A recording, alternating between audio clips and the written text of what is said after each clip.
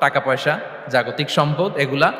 আর রিজিকের সর্বোচ্চ স্তর হচ্ছে fitness, physical and mental fitness. আর রিজিকের সর্বোত্তম স্তর হচ্ছে পুণ্যবান জীবন সঙ্গী এবং নেককার সন্তান, ফায়াস ওয়াইফ অ্যান্ড চিলড্রেন। সুবহানাল্লাহ ওয়া বিহামদিহি। একটু খেয়াল করে দেখেন যে আমার লাইফ পার্টনার, আমার জীবন সঙ্গিনী, সে যদি আল্লাহওয়ালা হয়, সে যদি ভালো হয়, আর আমার সন্তানটা যদি আল্লাহওয়ালা হয়, আমার ঘরটাই তো জান্নাত, ঠিক কি না?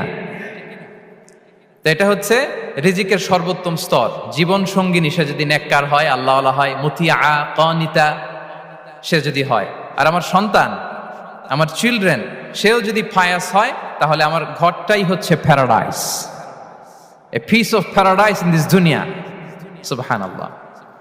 আমরা আম্মাজান খাদিজাতুল কুবরা আত-তাহেরা রাদিয়াল্লাহু তাআলা আনহা, ওনার কথা জানি যে বিষ্ণু ঈসা ইসলামের স্ত্রী আমাদের আম্মাজান